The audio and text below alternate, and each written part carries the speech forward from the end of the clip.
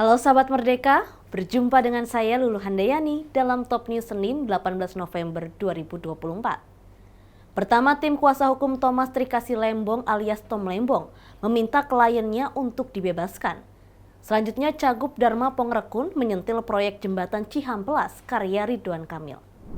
Kuasa hukum Tom Lembong Ari Yusuf Amir meminta hakim untuk menggugurkan status kliennya. Amir menilai banyak kejanggalan saat penetapan Tom Lembong. Thomas Trikasih Lembong atau Tom Lembong mengajukan gugatan pra-peradilan di Pengadilan Negeri Jakarta Selatan. Kuasa hukum Thomas Trikasih Lembong, Ari Yusuf Amir, meminta hakim untuk menggugurkan status tersangka korupsi kliennya oleh Kejaksaan Agung. Lantaran, Amir melihat banyak kejanggalan yang dilakukan oleh Kejagung. Di depan hakim, Amir membuka kesalahan-kesalahan jaksa. Bahwa setidak-tidaknya terdapat 5 kesalahan termohon dalam menetapkan pemohon sebagai tersangka, yaitu antara lain 1. Tentang tidak sahnya penetapan tersangka pemohon. A. Pemohon tidak diberikan kesempatan untuk menunjuk penasihat hukum sendiri pada saat ditetapkan sebagai tersangka dan diperiksa sebagai tersangka untuk pertama kali. B. Penetapan tersangka pemohon tidak didasarkan pada bukti permulaan berupa minimal 2 alat bukti sebagaimana diatur dalam pasal 184 KUHP. C. Alasan yuridis bahwa penetapan tersangka pemohon oleh termohon dilakukan secara sewenang-wenang tidak sesuai dengan hukum acara yang berlaku. D. Pemohon sudah tidak menjabat sebagai Menteri Perdagangan sejak tanggal 27 Juli 2016, sehingga sesuai dengan surat penetapan tersangka Direktur Penyidikan Jaksa Agung Muda Pidana Khusus nomor 460 FD 2 10 2024 dinyatakan di situ penyidikan importasi gula Kementerian Perdagangan tahun 2015 sampai dengan tahun 2023, sehingga sudah selayaknya lah maka menteri-menteri perdagangan lain juga harus diperiksa dalam perkara ini. 2. Penahanan pemohon tidak sah oleh karena tidak didasarkan pada alasan yang sah menurut hukum. Dengan kata lain, penahanan pemohon oleh termohon tidak memenuhi syarat objektif dan subjektif penahanan.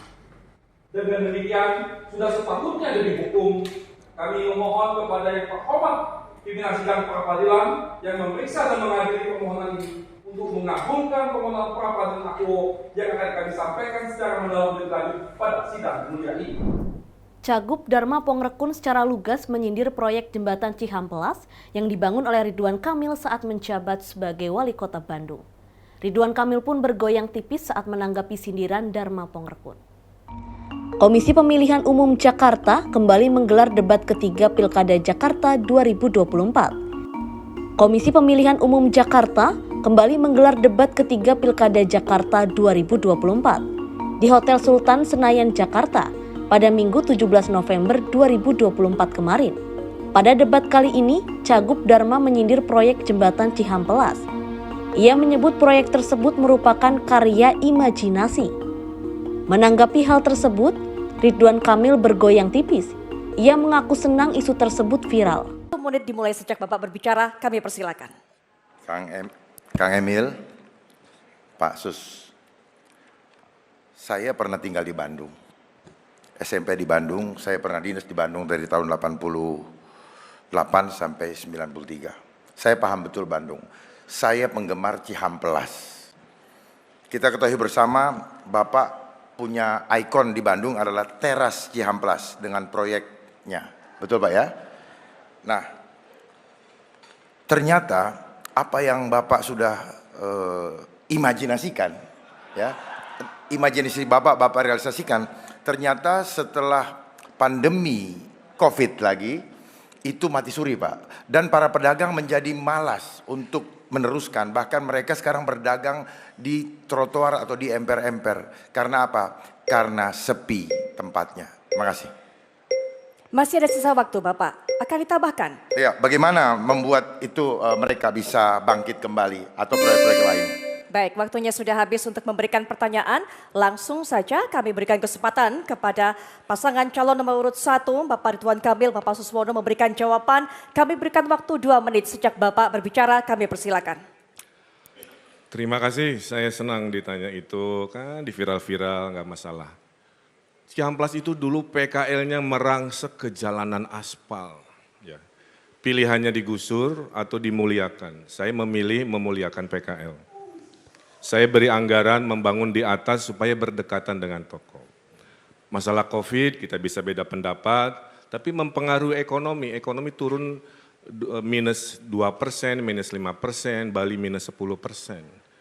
Pak Dharma punya rumah, terus Pak Dharma pindah oleh pemilik baru, rumahnya nggak diurus. Terus orang-orang bilang, oh ini salah Pak Dharma, rumahnya jadi hancur. Kan nggak begitu.